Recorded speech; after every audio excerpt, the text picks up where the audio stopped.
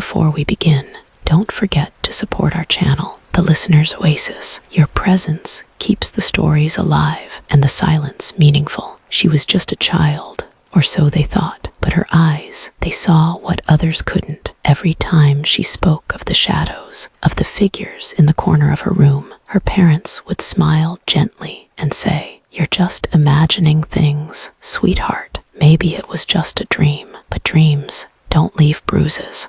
Since she was 5, Layla had seen things no one else could.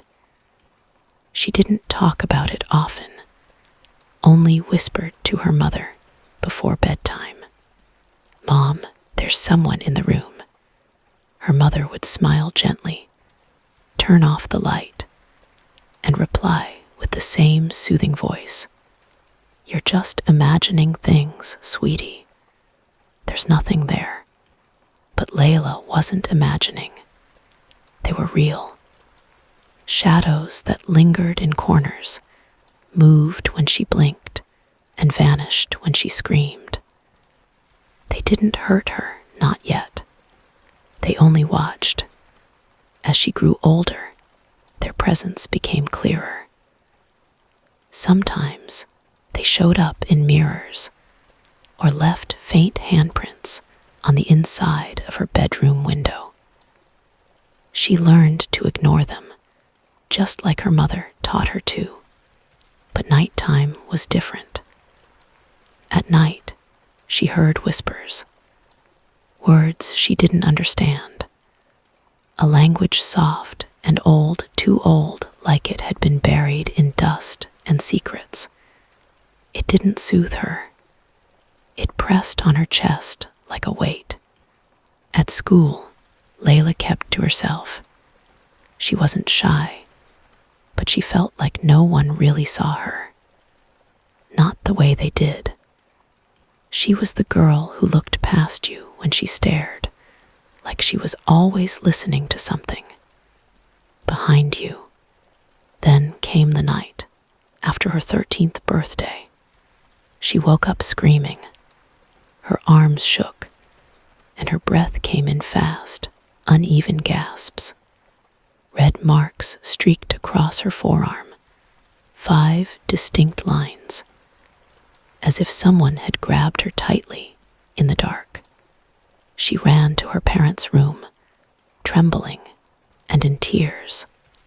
"They touched me. I swear they were there. This wasn't a dream."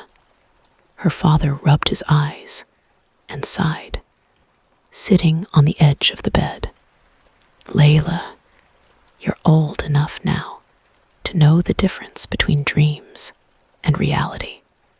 But she did know, and in her eyes, for the first time, something changed, a glint of fear that wasn't from a nightmare. Something had been watching her for years, and now it had decided to come closer. The morning after the scream, Layla sat in front of the bathroom mirror, tracing the red marks on her arm. They looked like bruises now, soft, purplish shadows of what they had been the night before. Faint, but still there, still real.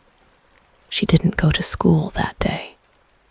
She told her mom she had a stomachache, and her mom didn't argue.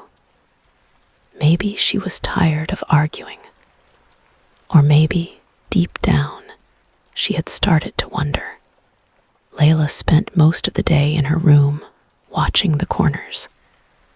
They used to be just empty space, but now they felt alive, not moving, just waiting. There was one corner, near the closet, that felt colder than the rest. She'd always avoided looking there for too long, but today she stared at it, daring it, testing it. Nothing happened. Until that night. She tried to stay awake, forcing herself to blink, to sit up in bed every time her head drooped. But sleep came anyway. Quiet, heavy, and slow. And in the middle of the night, It returned. She didn't see it at first, only felt it. A pressure on her chest, not like a hand, more like a weight, like something leaning in. And then the voice. It wasn't in her ear. It was inside her, a low, scraping whisper that dragged itself through her skull. You called me. She couldn't scream, couldn't move. She didn't remember calling anything. But deep in her mind, something stirred, an old memory she couldn't quite reach. Something she might have said, or wished for. And then she saw it. Not a shadow this time. A shape, standing by the foot of her bed, tall and thin, its edges flickering like smoke. No eyes, no mouth, just the sense that it was staring. It raised one hand, long fingers, too long, and pointed at her chest. She felt a sharp burn, and then everything went black. When she woke up, it was morning again. The light was soft, but the pain was real. She pulled up her pajama top and saw it. Another mark, just below her collarbone. A perfect circle, burned into her skin. This time, she didn't run to her parents. This time, she knew they wouldn't help. Because whatever had come for her, it wasn't going to stop. Layla stopped speaking about the things she saw. It wasn't because she no longer believed in them. It was because she knew now more than ever that they were real. And real things didn't go away just because you talked about them. Sometimes they got worse. At school, she wore long sleeves to cover the marks. Nobody asked questions. Teachers assumed she was just another teenager going through a phase. Her classmates barely noticed. That was the strange thing about people. They only saw what they wanted to, but the shadows noticed everything. They followed her now, not just at night, in the hallway mirror at school, in the reflection of the bus window, in puddles on the ground, always watching, always one step behind. One afternoon, while walking home, Layla passed a small alley she'd never noticed before. It was narrow, tucked between two old buildings. Something about it made her stop. She didn't remember choosing to walk into it. It was as if her legs moved on their own. Halfway down the alley, she saw a message scratched into the brick wall. Faint, barely visible. We see you too. She froze. The handwriting was shaky, almost human. But the message felt wrong, like it wasn't meant to be read by her eyes, like it was speaking directly to her bones. She backed away, heart racing, and ran the rest of the way home. That night, she found her old sketchbook from when she was a kid. She hadn't opened it in years. As she flipped through the pages, her fingers trembled. There were drawings, dozens of them, of tall, faceless figures, standing in doorways, peeking through windows, looming over her bed. She didn't remember drawing them. And on the last page, written in her own handwriting, though it looked messier, like she'd written it in a rush, were the words, "Don't trust the mirror. That's where it hides." She stared at the sentence until her vision blurred. What had she known back then that she'd forgotten now? And why did it feel like Something inside her had wanted her to forget. Layla didn't sleep that night.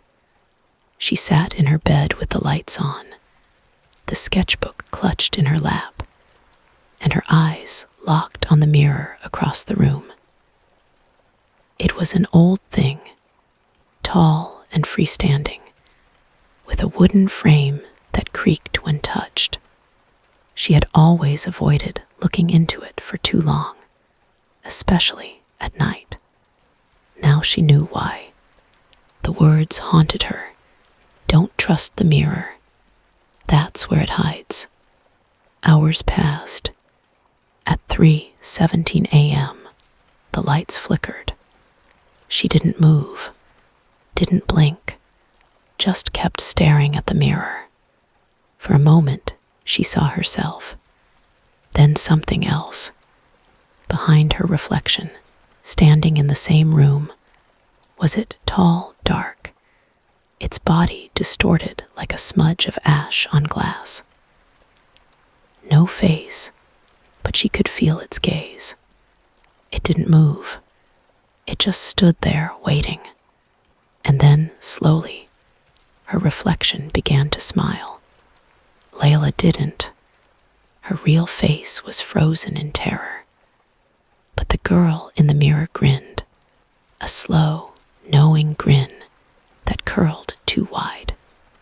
The reflection lifted its hand, index finger raised, and traced a circle in the air, the same circle that had been burned into Layla's skin. Layla lunged forward and threw her blanket over the mirror. She backed away, gasping, her hands trembling. But even with the mirror covered, the feeling didn't leave. She felt eyes on her, in the walls, in the air. That morning, she finally told her parents about the mark on her chest. Her mother looked pale.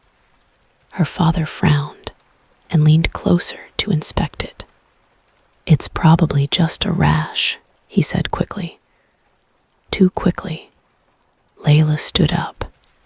"It's not a rash, and you know it." Her mother's hands shook as she reached for a cup of tea. "You've always had such vivid dreams." "I'm not dreaming," Layla snapped. There was a long silence. Then her father said something she hadn't expected. "When I was your age," he murmured, not meeting her eyes, "I used to see things too." Layla stared at him. He had never said anything like that before. Ever. But before she could ask more, he stood up and left the room, as if the words had slipped out by accident. And he regretted every one of them. For the first time, Layla realized maybe her family had secrets too, and maybe whatever had found her had found someone before. For days, Layla watched her father more closely. He avoided her eyes now, changed the subject when she walked into the room, and every time she caught him glancing at her, just for a second, there was something behind his gaze. Not fear, guilt. That night, she waited until the house was quiet. Her parents asleep. The wind outside brushing softly against the windows. She crept into the living room, where her father kept a wooden box locked in the cabinet beneath the bookshelf. He always told her it was just old documents. But she'd seen him open it once, years ago, and the look on his face had stayed with her, a kind of distant pain. She found the key behind the third book on the shelf. He always hid things where he assumed no one would ever look. The box creaked open. Inside were photographs, torn letters, a small notebook, and one thing that made her blood run cold. A drawing, childlike, rushed, done in pencil. A tall, faceless figure standing in a bedroom doorway, surrounded by scribbled shadows. In the corner of the paper, a name in messy handwriting. Daniel, her father's name. She flipped through the notebook. Most of the pages were empty, but near the end, there were short entries. Fragments. Saw it again last night. The circle burned this time, just like before. It follows bloodlines. That's why it came back. If she ever starts seeing it, I have to tell her, before it's too late. Layla stopped breathing for a moment. It follows bloodlines. Whatever this thing was, it didn't just find her randomly.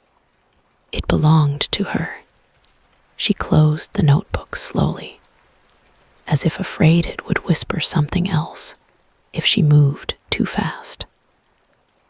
Then, as she turned to put everything back, she noticed something scratched into the inside of the box lid. A symbol, the same circle, the one on her skin, the one in the mirror. She reached out and touched it with her fingertip. A sharp breath, a noise behind her. She turned around, but the room was empty, except the mirror in the hallway, the one at the end of the corridor. It was uncovered again. She had covered it that morning. Layla stepped toward it slowly. Her reflection stared back at her. This time, it wasn't smiling. This time, it whispered, "He lied to you." The whisper echoed in her head, long after she'd backed away from the mirror. He lied to you. Layla didn't sleep. She barely breathed. She sat at the edge of her bed, the notebook clutched in her hands, flipping through the words again and again, as if they would rearrange themselves and give her a different truth. But they didn't. Her father had seen it, fought it, hid it, and now it was her turn. At school the next day, the walls felt closer. Shadows moved when no one else noticed. Her friends laughed and chatted about nothing, unchanged, untouched. Why was it her? She was walking down the hallway when it happened again. A flicker in her vision. The lights above buzzed and dimmed for less than a second. Everyone kept walking, unbothered. Everyone, except the girl at locker 112. Layla didn't know her, had never even noticed her before. But in that flicker, they locked eyes and something passed between them. A flash, a shared knowing. The girl looked away too fast, almost like she was scared of being seen. Layla followed her. After school, she waited. The girl tried to avoid her, but Layla stepped in front of her, near the gate. "Have you seen it too?" she asked. The girl went still. Her mouth opened slightly, but no words came out. Then softly, "I thought I was the only one." They sat together at a nearby bench, out of sight from the road. Layla learned the girl's name was Mia.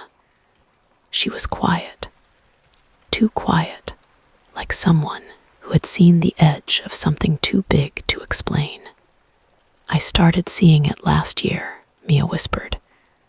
"In reflections, dreams, then in people." Layla frowned. "What do you mean?" Mia glanced over her shoulder, then leaned in closer. "It's not always outside. sometimes it gets in. Layla's stomach turned. Mia rolled up her sleeve. A symbol burned into her skin, different from Layla's, but part of the same language. The same circle, but wrapped in something like thorns. I think it chooses people, Mia said. Or maybe families. Like it's tracing something in the blood. Layla felt her pulse slow, her father's drawings, the notebook, the guilt. It is the blood, she said quietly. My father saw it too. Mia nodded slowly. Then you're marked. Just like me. They sat in silence for a moment, the cold wind brushing against their skin. Then Mia said something that changed everything. There's a third. Layla turned. What? A third girl, Mia said. She disappeared 2 weeks ago. She had the marks, the same dreams. But she didn't listen when it warned her. Layla felt the weight of those words settle like ice in her lungs. Whatever it was real, and it was moving faster now. The name of the missing girl was Elsie. Mia said she wasn't from their school, but from a neighborhood a few miles away. She was the first one I met, Mia whispered, eyes distant. She told me about the circle, about the whispers, about the rules. Layla leaned in.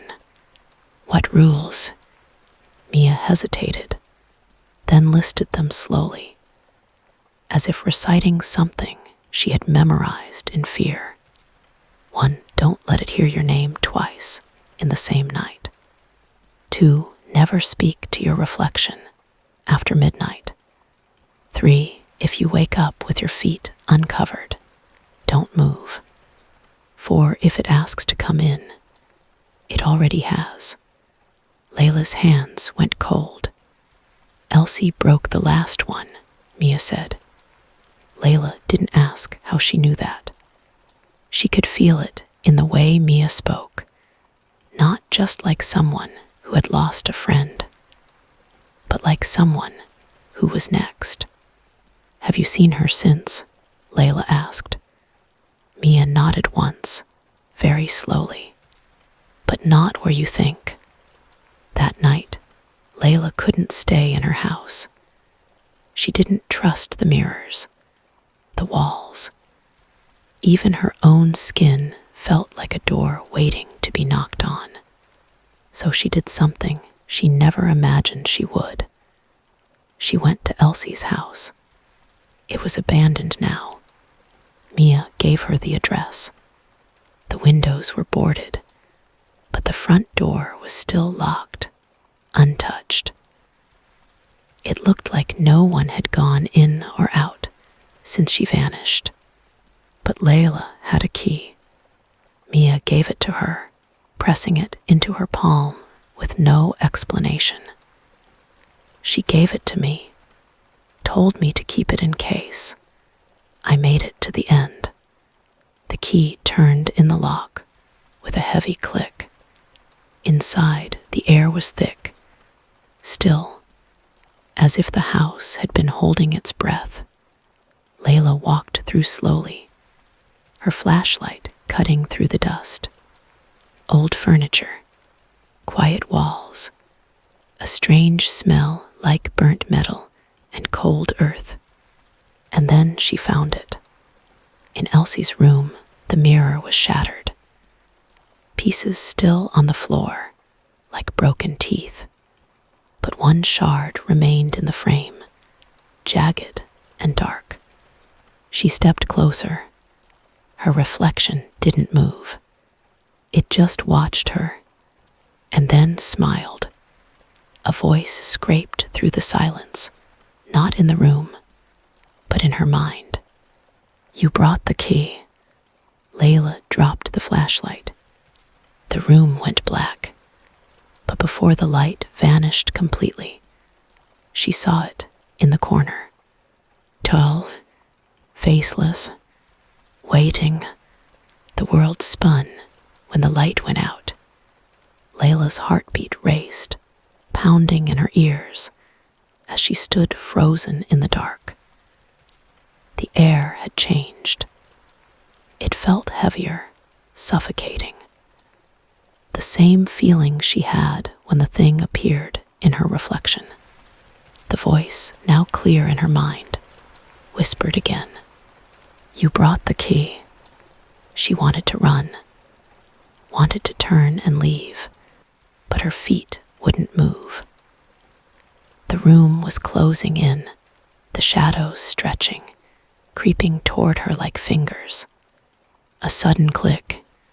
The door to Elsie's room slammed shut, and the entire house groaned, like it was waking up after a long slumber. Then footsteps, slow, methodical, but not from anywhere in the room. They were coming from the walls, the floor, the ceiling. The thing was inside. The breath that had been holding itself inside her chest burst out in a scream. But it wasn't enough. The scream dissolved into the darkness, swallowed by something that didn't care. The mirror shard on the floor reflected her face, twisted with fear. But the reflection didn't mirror her, it smiled, just like the one in the hallway. She backed away, and then, in the far corner of the room, she saw something new. A door. She hadn't noticed it before. It wasn't part of the original room, but there it was, standing slightly ajar, casting a sliver of light onto the floor. The door, too, was broken, scratches and deep gouges marked the wood, as if something had tried to claw its way out. The footsteps grew louder. There was no time to think, no time to second guess. Layla ran toward the door. The handle was cold in her hand, and when she pulled it open, it creaked loudly, revealing a narrow hallway. She couldn't see the end, just the oppressive darkness swallowing everything. Behind her, the door to Elsie's room slammed shut. She didn't dare look back, but the heavy silence was worse than anything she could imagine. The house felt like it was shifting, changing. The footsteps were gone, replaced by a low, vibrating hum. The kind of hum that made her bones ache. Layla stepped into the hallway. The walls stretched too long.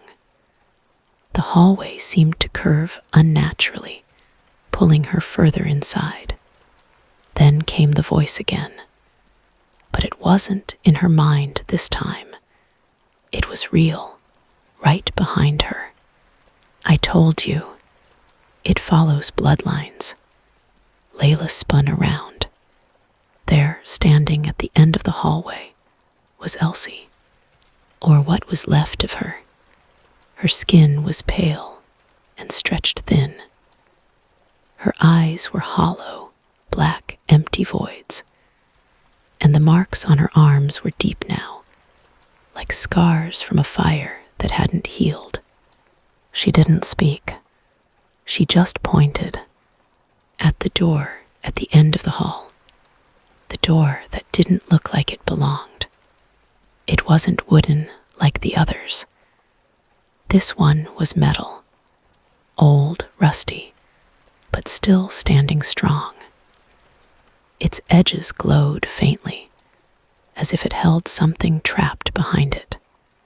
And then Elsie's voice came, faint and broken, like it was being dragged from the depths of her chest. You have to go through it, or it will take you. Layla felt the cold in her bones. She didn't want to move, didn't want to step forward. pull inside her was too strong. It was as if the house itself wanted her to open that door. She reached for the handle, but before she touched it, a voice, not Elsie's, echoed behind her. "You never should have come here." Layla turned. The thing was there. Not in her mind this time, not in her reflection, but standing in the hallway, tall, shadowed, its shape barely visible against the darkness. It took a slow step forward, its form flickering in and out of focus. Layla froze, and then the voice again. "You're mine now." The thing stepped closer. Its form was unrecognizable, shifting, like it wasn't sure what it wanted to be. Its presence filled the hallway, suffocating the air, pressing down on Layla's chest. Every inch of her screamed to run, but her legs were frozen in place, the cold from the floor seeping into her bones. The thing's voice rumbled low, vibrating in the walls. "You shouldn't have opened the door." Layla's hand hovered over the cold metal handle, but she didn't move. Her breath was shallow. She could hear the blood pounding in her ears, but the voice, its voice, was louder than her own thoughts. It was coming closer. Closer. She thought of her father, of the things he had hidden from her, of the lies he had whispered to protect her. And now, standing in this hallway, face to face with whatever this thing was, she understood. He hadn't been trying to protect her from it. He had been trying to protect her from herself. Her hand, as if moving of its own accord, grasped the handle and twisted. The door creaked open. Beyond the door was a room unlike any she'd ever seen. It was vast, endless, in fact, and yet somehow it felt like it was part of this house. The walls were made of stone, smooth and ancient, carved with symbols she didn't recognize. The air was thick, dense, and smelled like decay, like something old and forgotten. At the center of the room was a pedestal. On it, a small silver box rested. Layla stepped forward, her heartbeat racing in her chest. The thing behind her was still there, its presence like a weight on her back. But she couldn't stop now. She had to find out what the box meant. She had to understand. As she reached out to touch it, a voice, no longer hers, whispered in her mind. "The price of passage is steep, Layla. You cannot go back." Her fingers brushed the cool surface of the box, and then the room around her shifted. The walls warped, stretching like they were being pulled in every direction. The symbols on the stone glowed, their light flickering like stars dying in the void. And the air was suffocating. Layla tried to pull her hand away, but it was as if the box was pulling her in, drawing her closer to whatever it held. Her heart was pounding so loudly now, it drowned out the sound of her breath. And then a scream sharp and terrible tore through the room. Layla whipped around. Elsie was standing at the doorway, her face twisted in pain. "No," she screamed. "Don't touch it. Don't open it. It'll take you." But Layla couldn't hear her. The world was shifting, blurring. The thing was in the room now, closer, its shadow swallowing everything. "You chose this," it said. Its voice wasn't a voice anymore. It was inside her head, inside her blood. "You can't turn back." The pedestal began to sink into the floor, disappearing into the earth beneath it, pulling the box with it. Layla reached for it, but as her fingers brushed it once more, a blinding light filled the room, and then everything went black. When Layla opened her eyes, the world was silent. She was no longer in the house, no longer in the hallway. The crushing weight of the thing had lifted, replaced by an eerie calm. The air was clear, and for the first time in what felt like an eternity, she could breathe without the constant pressure in her chest. She stood in the middle of a vast, empty field. The sky above was deep, stretching forever in every direction, with no sun, no stars, only an endless twilight. The earth beneath her feet was soft, like walking on moss, and the wind carried a faint scent of something unfamiliar, sweet, almost. But there was no sound, no birds, no rustling trees, just silence. She looked around. Elsie wasn't there. Neither was Mia, and the thing, it was gone. For the first time in days, Layla felt an odd sense of peace. It was as if the world around her was holding its breath, waiting. Waiting for what, though? Her hand moved instinctively to the small silver box she still held. It had been in her grip the entire time, the cool metal pressing against her palm. And now she realized she hadn't opened it. Not fully. The thought of opening it filled her with dread. But at the same time, there was a pull, a magnetic force, deep in her bones, telling her to continue. With trembling fingers, she turned the small latch. The box creaked open.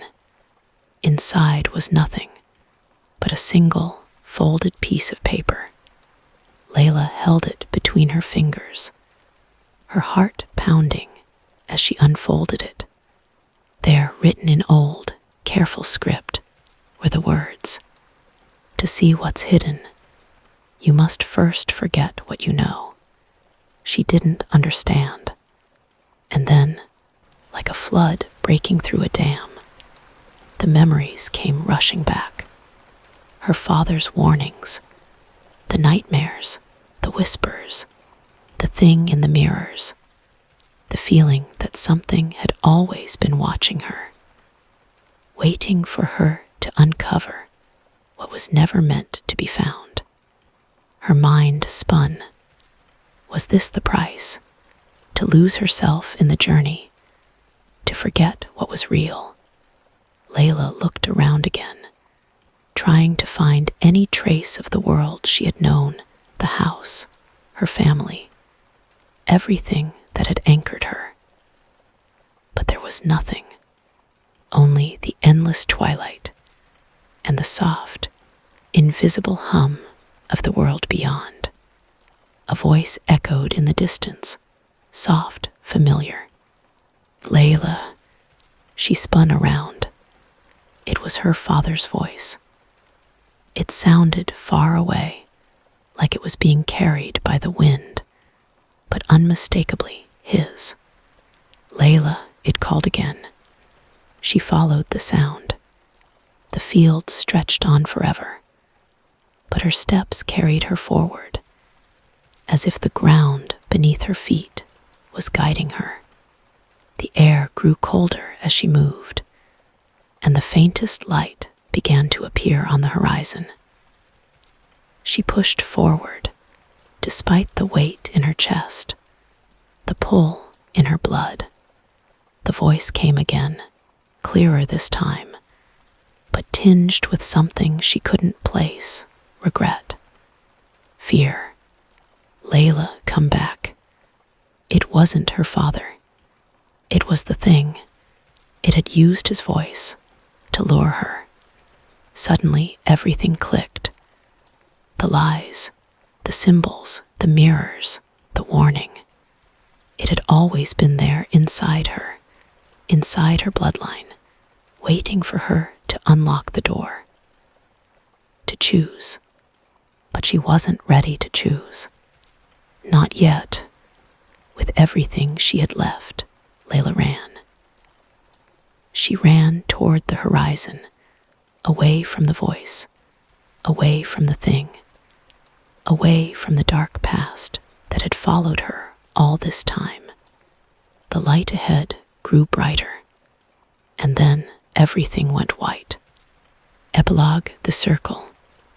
Layla awoke in her bed, back in her room, in the house she had once known. It was quiet, peaceful, but something was different. She looked into the mirror. Her reflection was still. No smiles, no whispers, just silence. Her hand brushed her arm, and she felt the mark. The circle. It had faded, but it was still there. She had made it, but the journey had only just begun.